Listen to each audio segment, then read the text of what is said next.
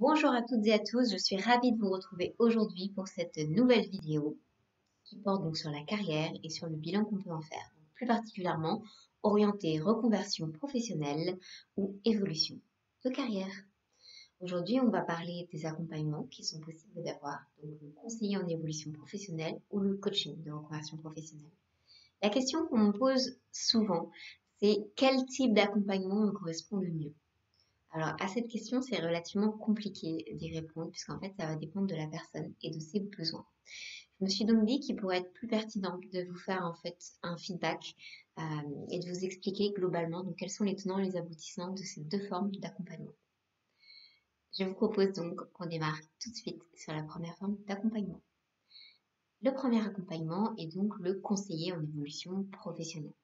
Alors, cet accompagnement peut être gratuit, si vous passez donc par un site spécifique, type l'APEC, Pôle emploi ou la GIFIP pour les personnes en situation de handicap.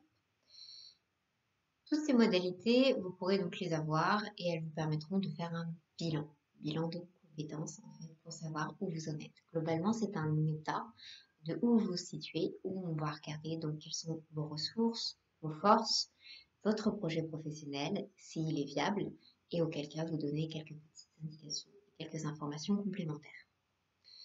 La partie payante sont pour les organismes qui ne sont pas référencés, qui ne font pas partie donc de l'APEC, de Pôle emploi, etc., de tous ces organismes un petit peu monétaires, et qui sont donc indépendants.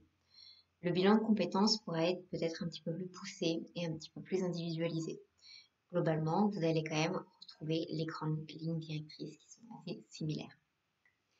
Ce qu'il faut savoir, c'est que donc que vous passiez par un organisme indépendant ou que vous passiez par un organisme connu type l'APEC ou Pôle emploi, ce bilan restera général. Il sera certes individuel, puisque propre à vous et à vos compétences personnelles, mais il y aura un script général qui devra être établi et suivi.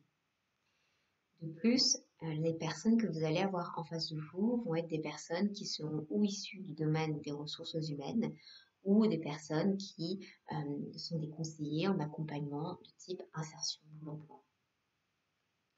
Le coaching. Le coaching et le coach sont deux choses donc complètement différentes par rapport au conseiller. Déjà, il faut savoir que normalement, le coach n'a pas en fait à vous conseiller quelle voie vous devez prendre. Donc, il n'a pas en fait son mot à dire sur la viabilité ou non de votre projet. Par contre, il va faire émerger en vous les ressources, les difficultés potentiellement que vous pouvez avoir, vous les montrer et vous expliquer. Enfin, il va pas vous expliquer, mais il va vous donner les clés nécessaires pour pouvoir avancer sur votre projet professionnel. Le coach, forcément, fait payer ses séances. On est en règle générale entre 60 € à jusqu'à 200 € la séance. Cela varie selon les coachs, leur spécificité, leur spécialité, leurs études, leur diplôme, leur expérience et plein d'autres critères. Vous pouvez retrouver tous ces éléments sur mon article coaching de reconversion professionnelle, donc sur PAM Coaching. Le coach, à sa différence donc du conseiller, vous fera lui aussi un bilan individuel, mais il sera personnalisé ce bilan. C'est-à-dire qu'il ne va pas y avoir de script général établi. Il va vraiment mettre le point sur quelles sont vos craintes, potentiellement par rapport donc à votre projet professionnel, vos peurs. Il y a cette dimension plus psychologique et de l'approche systémique de la personne, où on va vraiment se conforter sur qu'est-ce qui peut le bloquer pour l'empêcher d'avancer, de quoi il va avoir besoin pour justement atteindre son objectif. Et bien sûr, on fait un état des lieux de qui vous êtes, de où vous en êtes, etc. Comme on retrouve d'ailleurs avec le conseiller. Le coach ne vous dira jamais ce que vous devez faire. Le coach, par contre, bien évidemment, va vous accompagner, va être un soutien, va être un élément pousseur des fois, dans le cadre de votre projet. De plus, l'accompagnement est relativement différent en termes de durée, puisqu'un coaching se fait entre 2 à 3 mois, alors que un conseiller en évolution professionnelle sur un bilan de compétences, on est sur une durée un petit peu plus réduite. Sur les deux, normalement, vous devez à la fin avoir une conclusion qui est faite, donc un résumé et un bilan en fait de cette expérience. Le coach lui, plus spécifiquement, aura une multitude d'expertises qu'il pourra potentiellement vous proposer. C'est-à-dire que vous allez avoir des personnes qui pouvaient être très bien pouvaient être des RH avant, ou alors peuvent être des personnes qui travaillent encore à l'heure actuelle dans le domaine des ressources humaines ou qui se sont spécialisées donc sur la programmation neurolinguistique ou sur plein de sciences complémentaires.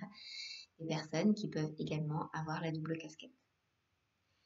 Dernier petit point à savoir, c'est qu'il existe en fait des coachs conseillers qui font donc des bilans de compétences. Et entre autres, une des spécialités que proposait mon école en fait, donc parmi toutes ces expertises. Donc, ce qui est intéressant de savoir, c'est qu'il y a des coachs RH formés également au bilan de compétences.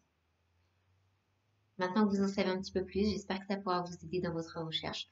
Encore une fois, il n'y en a pas un qui est meilleur que l'autre. Tout dépend en fait de ce que vous allez rechercher et ce dont vous avez besoin.